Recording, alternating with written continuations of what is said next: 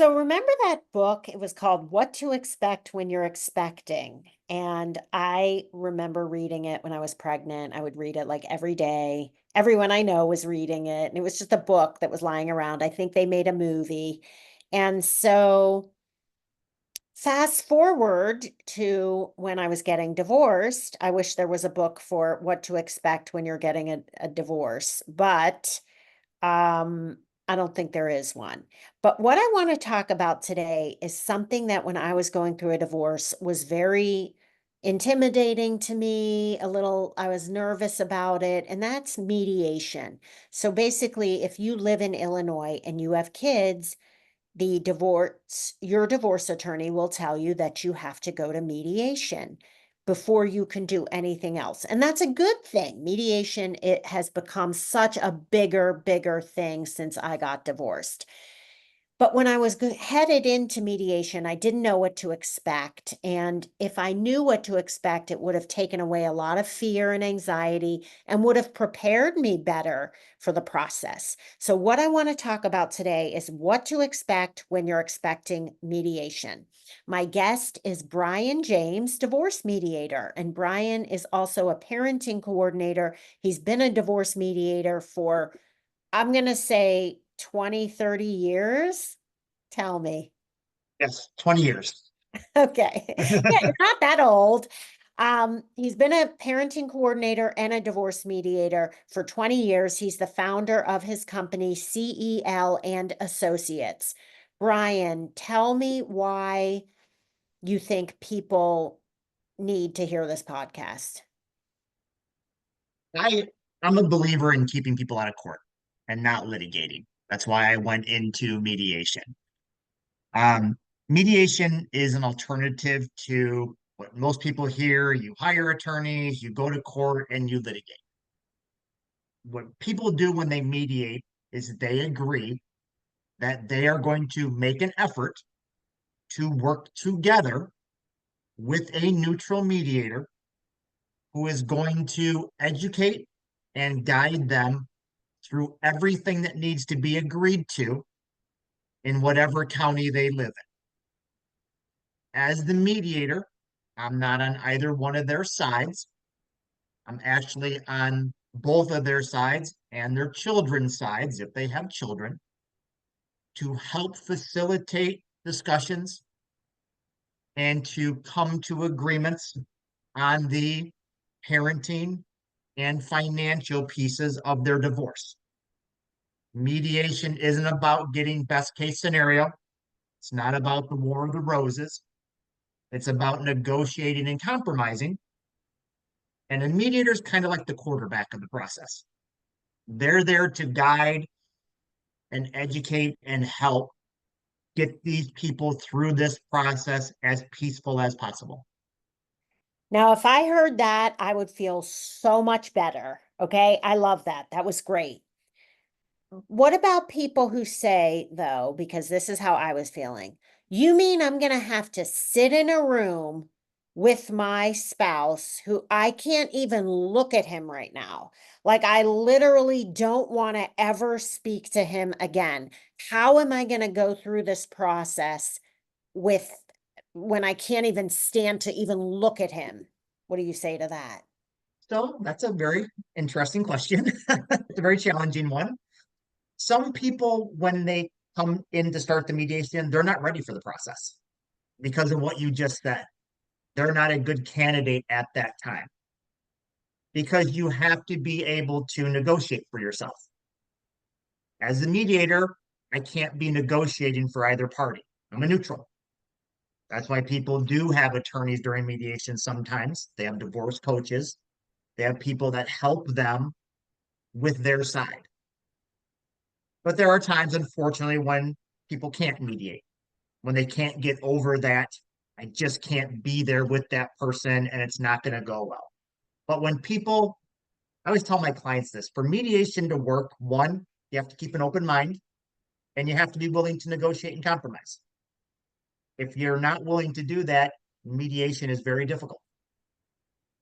And there's also people that mediate where we meet at different times and days. So they're actually not in the same room with their spouse.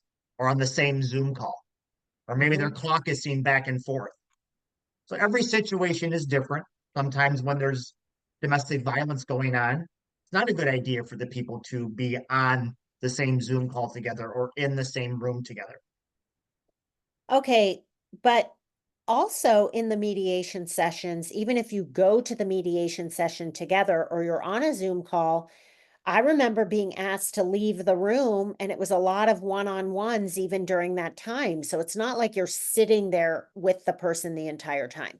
But I also want to say, Brian, I kind of disagree a little bit in the sense that I find that the people who are most angry, if they go into mediation, they're going to get some things off their chest, and they'll end up coming to compromises because they see the reality that this is the best solution, get it going through mediation.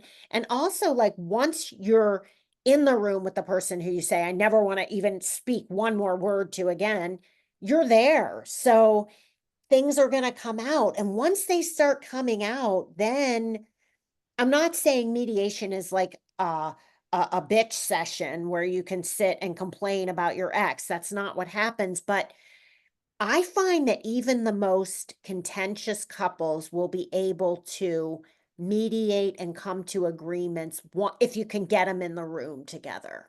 Yeah. Some people just want to be heard.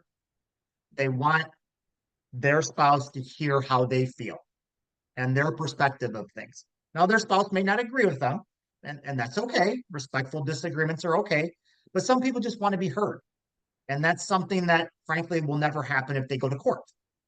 Where in Right. mediation, you can get that out there and then you can process that. And sometimes with some people, that's just all they want to begin with. And then that anger somewhat goes away because now they've said what they wanted to say, or to them what they needed to say, and now they're ready to go forward. You actually just hit it on the head. And people often think that if they go to litigation, wait till a judge hears what he did. Wait till a judge hears this. He's going to lose everything. And that is not the case.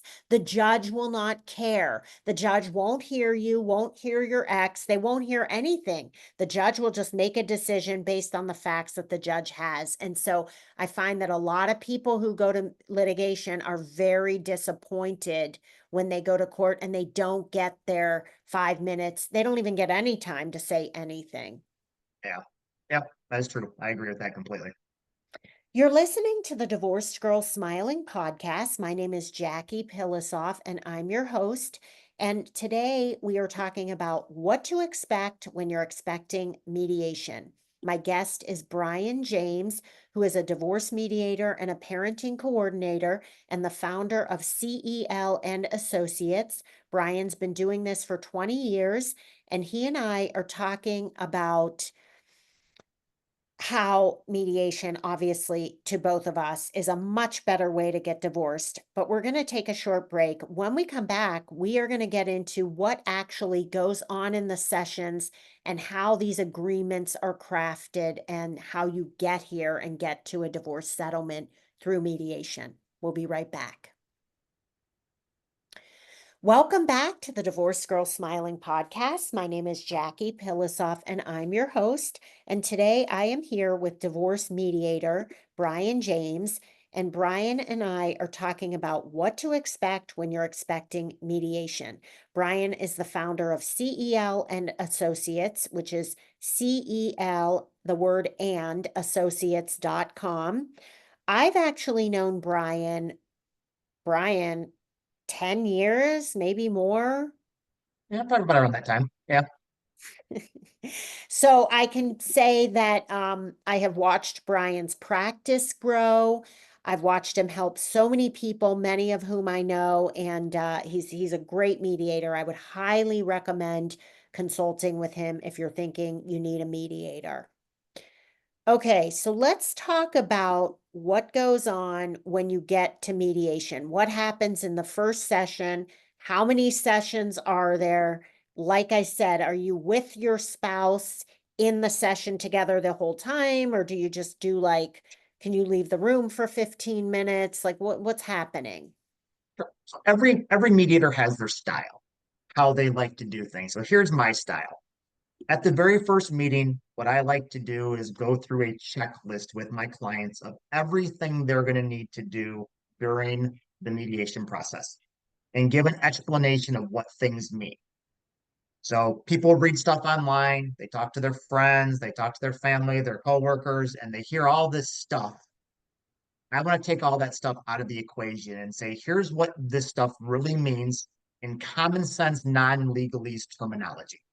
So at least they know what's going on when they start the process. And then also a good amount of majority, not majority, a good portion of my clients will have already started talking about stuff before they've ever met me. So I want to find out, what have you talked about? What have you agreed to?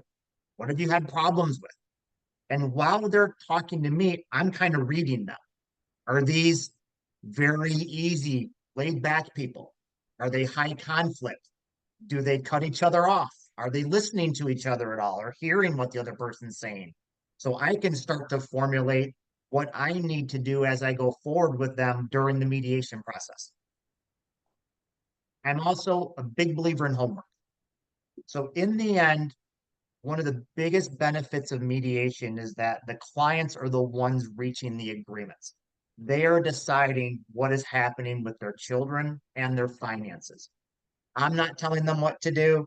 A judge isn't telling them what to do. No one is telling them what to do. They are making the decisions for their family that go on for years and years and years. And there is a lot of power in that because they get that buy in, because they're the ones reaching the agreements and they're theirs, and there's power in that. So I'm a huge believer in working with clients to get to that point.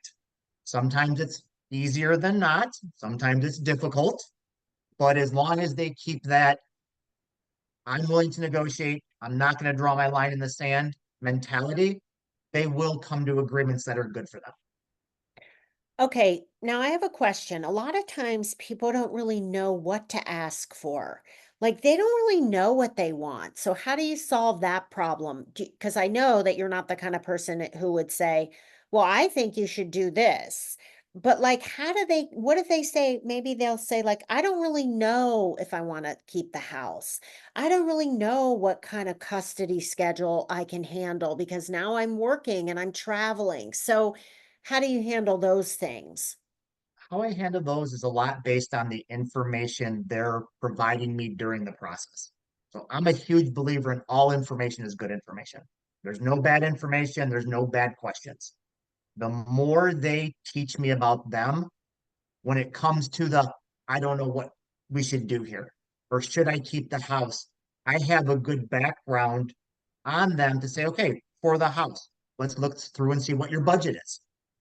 What type of schedule do you have? How close are you going to live to each other?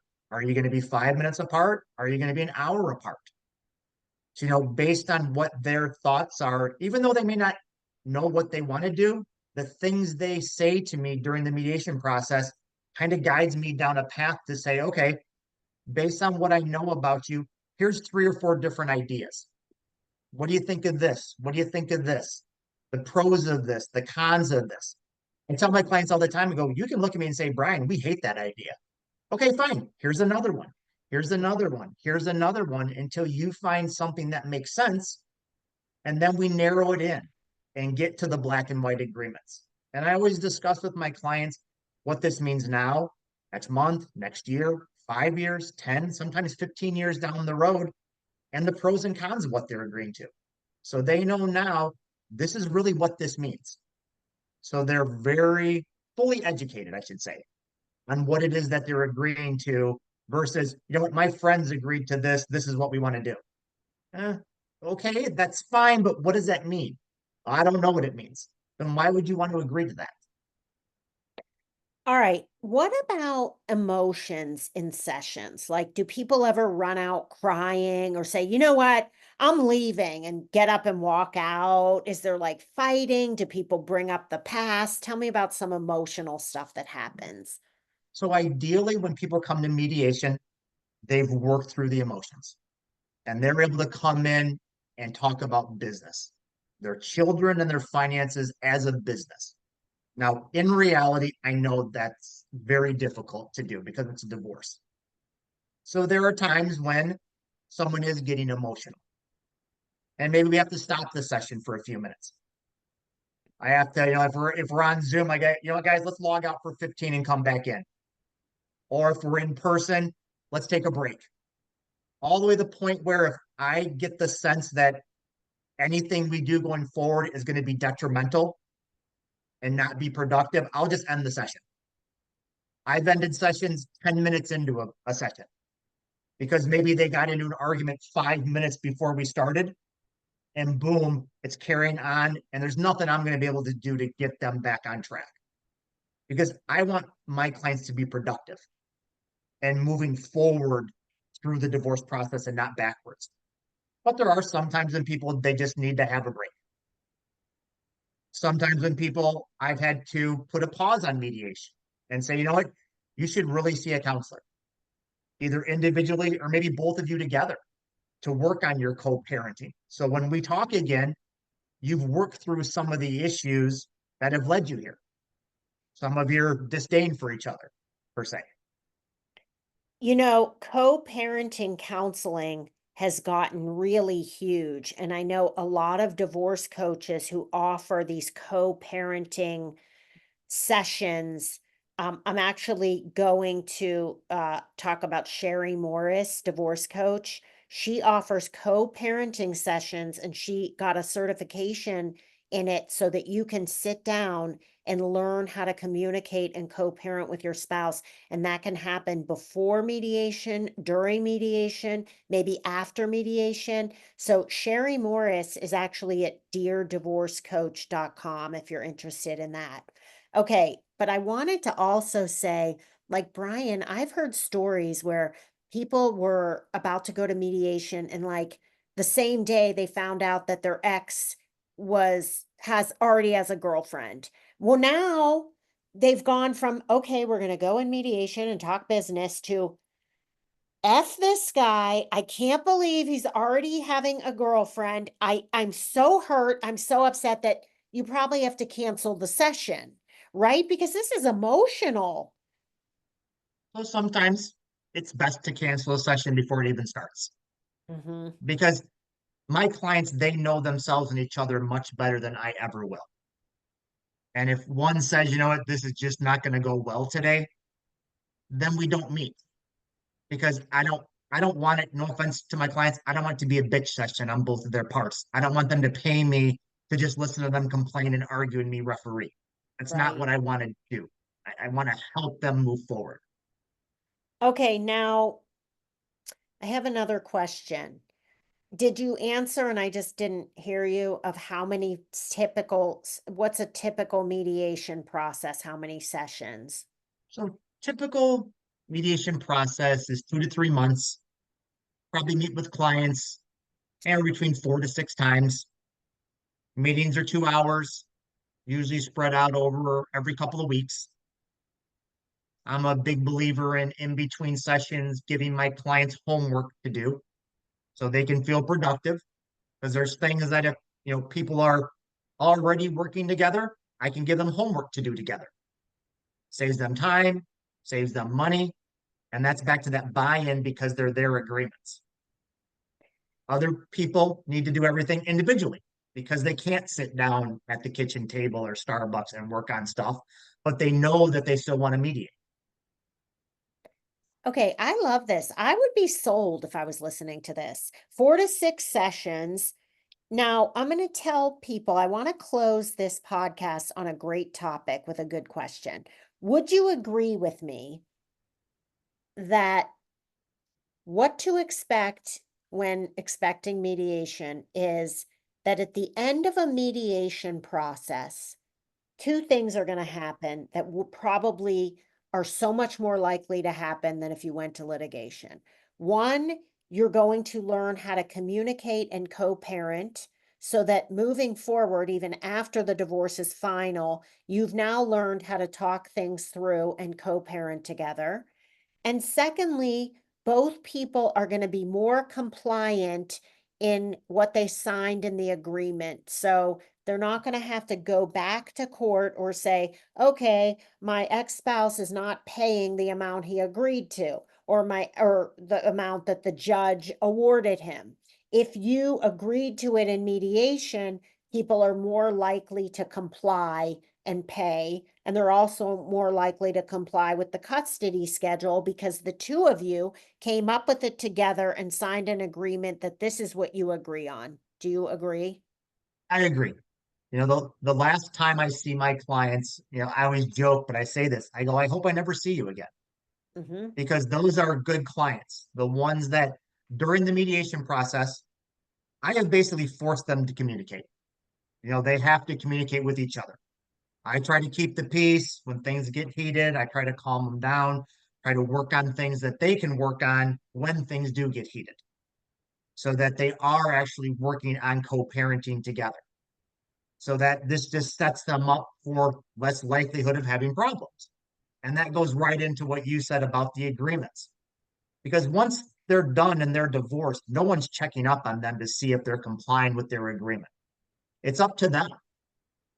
My best clients, I always say their agreements are living and breathing. They have spelled out in black and white, very detailed what they need to do.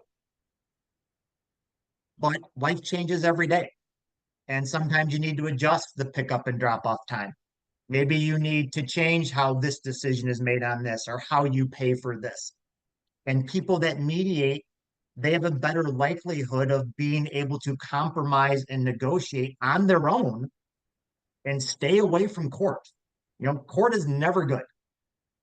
That's, again, that's why I like mediation, because I'm helping them to learn a better way to communicate, how to, if you do disagree on something, how do you come to a resolution that makes sense?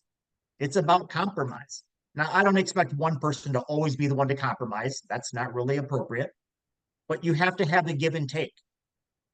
Every single thing is not the War of the Roses. Right. It's just not. But some people, usually those people don't mediate, they have to make a mountain out of a molehill. Everything has to be their way. Everything is, live or die. That's not the people that mediate. Those are the people that litigate and destroy their children and themselves. Well, when you mediate, at the end of the mediation process, you have a different mindset than you have if you walked out of court and said, like, oh, I'm so glad that's over. Your mindset is if we do have to tweak anything, we can go sit and talk. They may say, we won't even have to call Brian, we'll just change it. Whereas the mindset of people who litigate is like, oh, there's a change. I need to call my lawyer. We need to make this legal. And I remember, I don't know who said it to me, but I remember somebody saying the best divorce agreements are the ones that sit in a drawer and the couple just does what they both feel is fair and they co-parent beautifully and they never have to take it out of the drawer and say, what's my holiday schedule? Oh, do I have Christmas this year? It just doesn't happen because it's in a drawer and you're getting along and co-parenting so well, which is amazing for the kids. I believe that would be my co-mediation partner, Ellen Feldman, who said that, because she says that a lot to people. Put it in the drawer and hopefully you never look at it again. Oh, I That's love Ellen. So thank you so much, Brian, for being here. And I want to tell my listeners on that note that Ellen mediates with Brian. So you're getting the two of them together, which is really, really nice. And if you like what you heard and you want to have a consult, go to celandassociates.com, or you can find Ellen and Brian and CEL in the trusted professionals section of Divorce Girl Smiling. So thank you again, Brian. Really, really appreciate your taking the time to do this. Sure. Thank you for having me, Jackie. And to my listeners, if you want to listen to more podcasts or find so many trusted, vetted divorce professionals, including Ellen and Brian, but also divorce attorneys, financial advisors, real estate agents, mortgage lenders, divorce coaches, and more, go to divorcedgirlsmiling.com. Thank you so much for listening, everyone. We'll talk to you real soon.